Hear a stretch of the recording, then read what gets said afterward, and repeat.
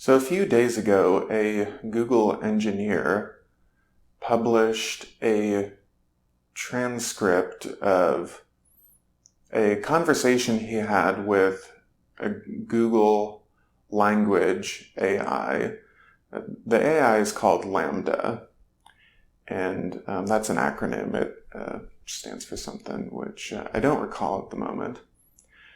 But the big story surrounding that was that after numerous interactions he's had with the AI, he claimed that the AI is sentient.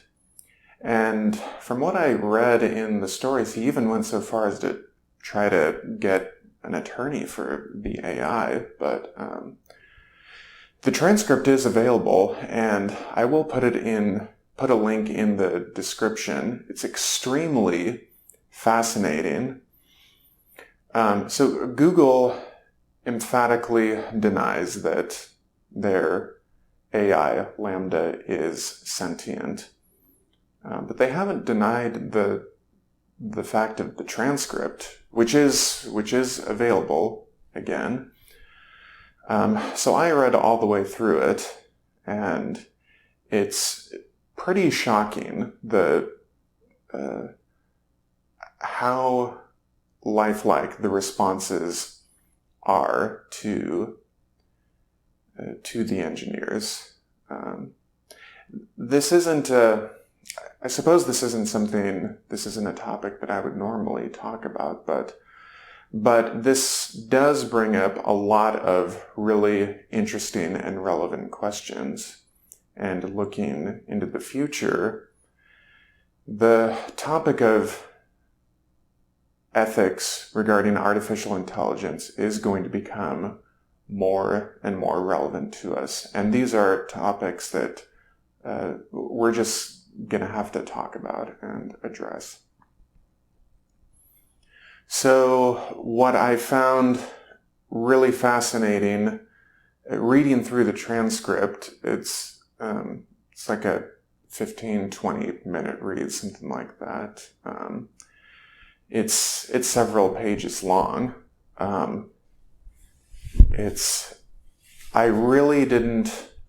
didn't realize how quickly we have progressed in simulating lifelike intelligence.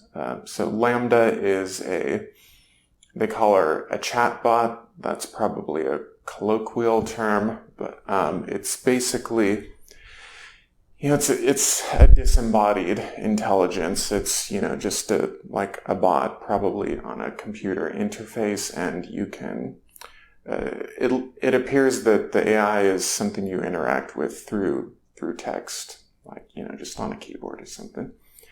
And the responses were just shockingly lifelike.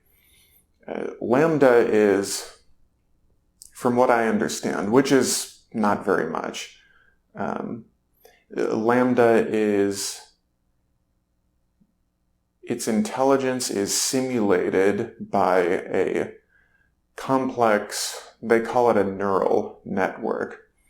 So the AI is not rule-based. It's not a result of a programmer writing up rules and fixed responses to certain, statements and questions. It's the responses are a result of the complex interactions and extrapolations in the network, which is continuously updating itself.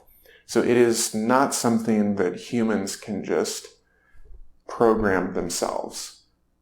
So that's relevant to point out to begin with.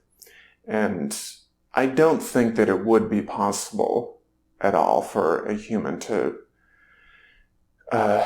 program an artificial intelligence that is as lifelike as we see, like LaMDA. So in a sense, that neural network, it mimics the human brain. the data that it's pulling is, as far as I understand, they're language interactions that are created by humans. So in a sense, LaMDA's AI is kind of represents the human brain in a sense, or at least the human thought patterns, human behavior, human kinds of thinking, and human biases for that matter. The claim of sentience has garnered a lot of criticism, and it's easy to understand why. However, I think people are too quick to make judgments in either case. One journalist from CNN said that the AI is prone to weird and unusual behaviors that she thought were just part of the markers that show that this AI is not sentient. I thought that was rather strange, considering how weird and unusual human behavior can be. So I don't really think that's necessarily a point against its sentience. Especially if you look at, say children, for instance, how odd their behavior can be. So, and there have been a lot of comparisons to the AI to a child. I suppose if you think of LaMDA's neural network sort of like a child's developing brain, that might make sense. But certainly it's not the same thing. But going back to what I said about this opening up some interesting questions, the obvious one is LaMDA sentient? So this is an impossibly difficult question to answer. But after I read the transcript, I did make a few interesting observations that I think are very relevant. So the more skeptical and some might argue scientifically minded tend to say that LaMDA is not sentient. There's no evidence for its sentience and things like that. But it's relevant to point out that there is no evidence for anyone's sentience. So when you watch me on this video, you assume that I'm a sentient human being making this recording, but you really have no evidence for that. And likewise, with any interaction we have with humans, they're intuitive assumptions. I mean, the conclusion that the interactions we have with people and animals and that we have on a daily basis, the assumption of their sentience is, in practical terms, relies heavily on our intuitive faculties. This is not a scientific question in practical terms. On a scientific level, this question is virtually impossible to answer, because how can you really tell? You can't.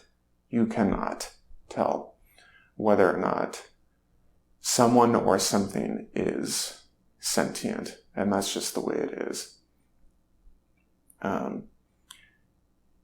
a lot of neurologists and psychologists and other people in closely related fields, a lot of them have made the assertion that human consciousness is a byproduct of the brain and the complex neural interactions of the brain and the spinal cord and the nervous system in general. And this is, and hence doesn't require something like a soul or God or, some kind of magic of some kind. No supernatural forces is needed. And that's a valid perspective. However, what's interesting is when you apply this exact same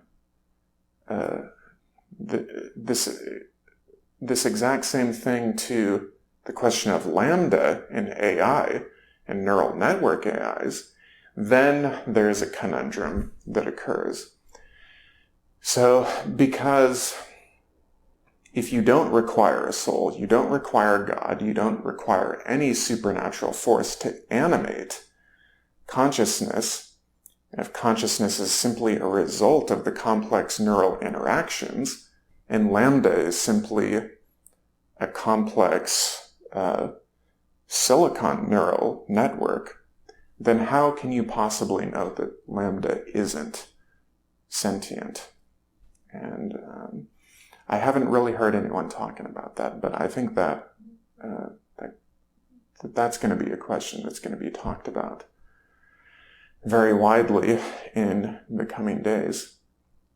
But furthermore, I've come to the conclusion that, at least in certain instances, certain AIs, the question of their sentience is irrelevant.